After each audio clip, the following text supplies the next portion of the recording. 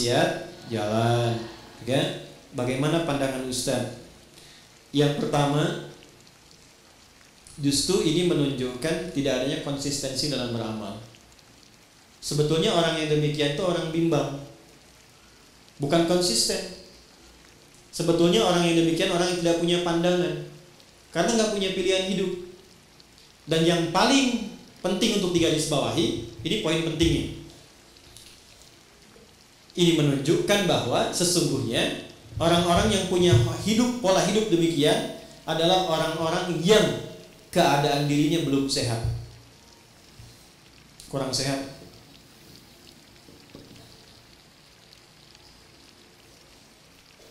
Satu, doakan. Kata yang seperti itu, kalaupun teman, didoakan dengan baik, tapi tidak dijadikan semua apa yang disampaikan sebagai pertimbangan untuk mengambil keputusan. Ingat ya? Ya, saya ulangi lagi.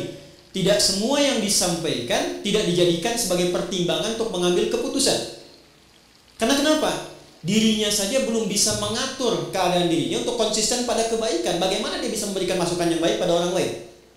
Nah, orang yang sehat, ketika dia mengerjakan sebuah amal soleh, maka ketika benar amal solehnya, amal soleh itu otomatis akan menggerakkan tubuhnya untuk mencegah dia berbuat salah. Saya contohkan begini. Sholat amal soleh bukan? Soleh. Apa fungsi sholat?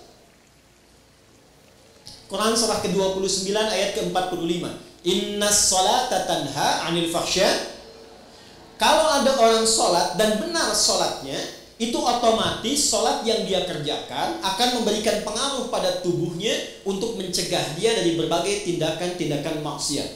Fahsya, maaf, zina, selingkuh, LGBT, pornografi itu fahsya.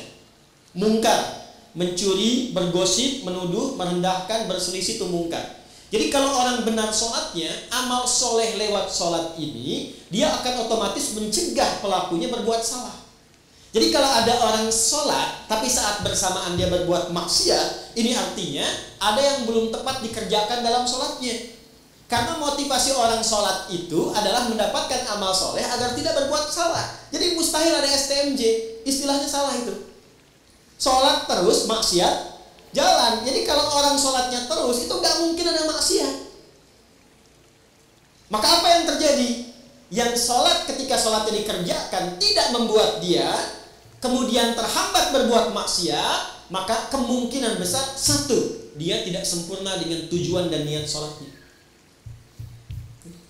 Makanya kata Nabi, yang diperbaiki sebelum mengerjakan amal soleh itu niatnya dulu. Niatnya benar gak? Jadi kalau seseorang niatnya benar menunaikan sholat, itu otomatis gak akan maksiat. Otomatis. Ibu kalau gak percaya ya, kalau ada anak kurang baik, ya jangan naik level dulu. Usahakan konsisten sholatnya dulu. Dimulai dengan subuh. Minta aja pada anak ibu, ya, minta kerjakan sholat konsisten 40 hari. Terserah itu, setelah itu terserah kamu. Tapi jamaah. Terserah itu, setelah itu terserah. Mau sholat silahkan, gak sholat silahkan. Mau taat sama mama silahkan, gak taat silahkan. Tapi mama minta 40 hari sholat aja dulu di masjid setiap hari, subuh sampai isya. Setelah hari ke-40, lihat apa yang terjadi. Saya punya pengalaman di Tripoli. Guru kami, seorang profesor, itu kedatangan orang tua menyampaikan pesan anak-anak kami 3 orang. Itu sholatnya sulit luar biasa. Dipanggil dengan halus anak-anaknya, ya abnai, anak-anakku sini nak. Sekarang Syekh mau katakan, silahkan anak-anak mau gak sholat silahkan, gak taat sama mama silahkan, cuman minta satu dulu kerjakan. Sholatlah selama 40 hari, tunaikan berjamaah di masjid, setelah itu bebas mau ngapain aja. Hari ke-40, yang satu berubah jadi baik luar biasa. Jangankan maksiat, untuk berkata yang kurang pantas pun dia gak punya kosakatanya. Yang kedua, naik turun, kadang baik, kadang tidak, kadang baik, kadang tidak. Yang ketiga, itu makin kacau. Dipanggil ketiganya, kata syekhnya, kamu yang pertama, kamu benar sholatnya 40 hari, dikerjakan dengan baik dan tidak kamu tinggalkan. Yang kedua, kamu kerjakan tapi kamu bolong-bolong, kadang dikerjakan, kadang tidak, kadang dikerjakan, kadang tidak. Yang ketiga, kamu ngumpet-ngumpet padahal kamu gak sholat. Ketiganya bingung lantas bertanya, kok Pak Kiai tahu katanya? Karena demikianlah yang tertuang diisyaratkan dalam Al-Quran. Tidak ada orang sholat konsisten kecuali merubah dia menjadi pribadi yang lebih baik. Maka tobatlah dua temannya tadi, keduanya menjadi lebih baik sampai sekarang mereka sahabatan dan menjadi ahli Al-Quran. Ya. Jadi tidak ada satu kalimat yang mengatakan sholatnya terus maksiat jalan, itu nggak ada sebetulnya. Kalau memang sholat yang ditunaikan sholat yang benar. Nah, untuk memperbaiki sholat kuncinya dua. Satu, izin. Untuk memperbaiki sholat kuncinya dua. Satu, selalu bermohon kepada Allah untuk mendapatkan rahmatnya dalam sholat. Saya ulang ya, selalu bermohon kepada Allah untuk mendapat rahmat Allah dalam sholat. Itu ada di Quran surah ke-2 Al-Baqarah ayat 45 sampai 46. Sudah? Saya merasakan sekarang jarang ada orang sholat dengan menggunakan rumus Quran itu. Yang penting sudah sholat gitu kan? Ya. Ibu pernah nggak mengharap rahmat Allah sebelum sholat? Supaya dirahmati dalam sholat? Pernah nggak? Ya? Coba deh. Makanya ibu masuk masjid ya. Kalau masuk masjid itu doanya apa? Allahumma ftahli abwaba. Ya Allah, mohon bukakan untukku pintu-pintu rahmatmu. Tuh ya. Mau masuk udah diajari oleh Nabi. Jadi sebelum masuk masjid, saat langkah kaki kanan itu dilakukan, minta apa? Masjid fungsinya untuk apa yang pokok? Sholat. Jadi masuk masjid, fungsi yang pokok untuk sholat. Sebelum sholat minta lu rahmat Allah. Nah, rahmat itu dibagi 3. Saya ulangi, rahmat dibagi 3. Nah, kalau suami ibu namanya Pak Rahmat, nanti ibu pulang ke rumah, papa dibagi 3. Udah, 1. Rahmat itu yang pertama solusi dari semua masalah hidup. Dah. Jadi kalau ibu sholatnya membawa motivasi itu, nanti ke bawah enak sholatnya. Pas sujud ingat, dengan suami ada masalah tuh ingat, minta solusi. Nangis, selesai. Walaupun belum ada solusi, tapi hati tenang. Dan itu mengantarkan pada setengah solusi. Sudah? Yang kedua, pelan-pelan, ampunan dari dosa. Ampunan dari dosa. Nah, di antara fungsi sholat yang paling pokok itu menggugurkan dosa-dosa. Makanya Allah ingin dari pagi ke siang ada dosa, gugur dosanya. Dari siang ke sore ada dosa, gugur dosanya. Makanya ketika diwafatkan dosanya sudah hilang, tinggal pulang dalam keadaan bersih, digambarkan dengan kain kafan yang putih. Nah, itu fungsi sholat.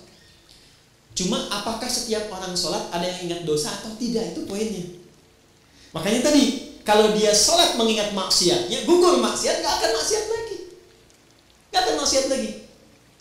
Ya, dan banyak orang ketika sujud itu justru pulangnya dalam keadaan mulia. Betapa banyak pelaku dosa besar, justru cara pulangnya itu lewat sholat. Lewat sholat. Ada yang sujud, gak bangun lagi. Insya Allah. Pengen begitu? Nanti dulu ya, kan sekarang masih ada waktu tuh. Ada begitu tuh. Ya. Dan itu luar biasa indah. Ya, saya kan pernah cerita di sini juga kan. Ada seorang kakek, ini bukan ustaz bu. Saya ketemu orang nih. Itu orang sederhana, mungkin viral di langit tapi mungkin tak dikenal di dunia. Sederhana orangnya, nggak disebut kaya, biasa saja. Pakai kaos, cuma jagain masjid, adzan. Hari Kamis itu ba'da asar sedang puasa. Puasa sunnah loh. Di masjid nunggu buka. Cuman tiduran, merem melek tuh. Diwafatkan di tempat yang beliau mengabdi di masjid dalam keadaan puasa. Ba'da asar menjelang maghrib, wafatnya cuman tiduran, merem melek ngantuk meninggal. Hati-hati tuh belakang tuh, merem melek.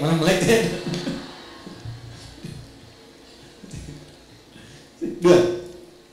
Yang ketiga, bagaimana caranya supaya saat sholat bisa mengingat ada kesalahan yang diampuni?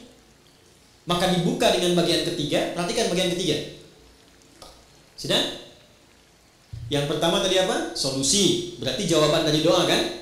Yang kedua apa? ampunan. Yang ketiga, rahmat itu dalam bentuk husnul khatimah. Bentuknya apa? Husnul khatimah. Kalau sudah bicara husnul khatimah artinya ingat wafat. Ingat apa? Karena itulah Nabi mengajarkan pada setiap imam saat akan mengimami, berbalik dulu kepada makmum menyampaikan kalimat ini. Para jamaah, kita akan sholat. Mohon hadirkan kehusyuan dan rasakan dalam sholat ini, mungkin ini sholat terakhir yang kita tunaikan, dan boleh jadi kita akan wafat dalam sujud kita. Itu sunnah. Bahasa Arabnya sallu salatan muwadda. Jamaah, jadikan sholat ini sebagai sholat perpisahan kita untuk bertemu dengan Allah Subhanahu wa ta'ala. Pernah nggak merasakan begitu? Nah, makanya imam tidak harus pakai bahasa Arab, karena ini bahasa yang boleh disampaikan dengan bahasa Indonesia. Rapatkan saf, luruskan. Paham tidak? Istau, paham? Tidak, makanya dijawab sudah tahu, gitu kan? Dan jadi begitu sujud, coba rasakan bagaimana kalau saat ini adalah saat sujud terakhir dan seketika akan kembali kepada Allah.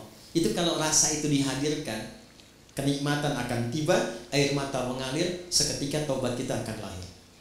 Nah, sifat sholat semacam ini, amal soleh semacam ini akan menghentikan perbuatan maksiat. Karena itu saya tidak sepakat dengan kalimat, misalnya taat jalan, maksiat terus.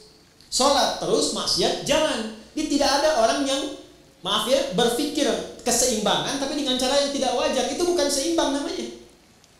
Seimbang itu ketika dikerjakan amal soleh dengan amal soleh lain beriringan. Saya sholat tahajud, iya. Puasa juga, iya. Itu seimbang namanya. Ya, saya baca Al-Quran, iya. Menghafal, iya. Itu seimbang namanya. Kalau Anda amal soleh, iya. Amal salah, iya. Bukan seimbang, itu nol namanya. Karena ketika berbuat soleh dan disusul dengan salah, maka yang soleh ketarik dengan yang salah. Kalau sudah keambil tidak ada amalan lagi dan nol sifatnya, itu bukan seimbang, itu hilang namanya. Tuh, kaget kan? Dan yang bahaya itu kalau solehnya ditarik semua sama yang salah, tersisa salahnya. Ini hadis Nabi. Maka dia berubah menjadi pribadi bangkrut, muflis namanya. Kalau sudah muflis, masuk neraka dulu, dicuci semua dosa, baru masuk surga. Itu ada di hadis Muslim. Paham? Oke. Jadi apa tanggapan Ustaz? Tanggapan saya yang pertama, tidak ada keseimbangan. Sekali lagi, tidak ada balance antara amal soleh dan amal salah yang saat dilakukan dipandang sesuatu yang wajar dikerjakan secara bersamaan. Itu bukan keseimbangan, tapi itu sifat dari kerugian. Itu yang pertama. Yang kedua, tidak ada manusia yang selalu suci, selalu soleh selama hidupnya. Pasti pernah berbuat salah. Maka orang terbaik adalah orang yang berusaha memperbanyak amal solehnya untuk menutupi salahnya, bukan menyeimbangkan antara soleh dan salah sehingga merasakan hidupnya sejalan bersamaan. Jelas ya? Jadi kalau salah itu ditutupi dengan yang soleh, bukan ingin dijadikan sebuah kesimpulan berjalan bersamaan, itu keliru.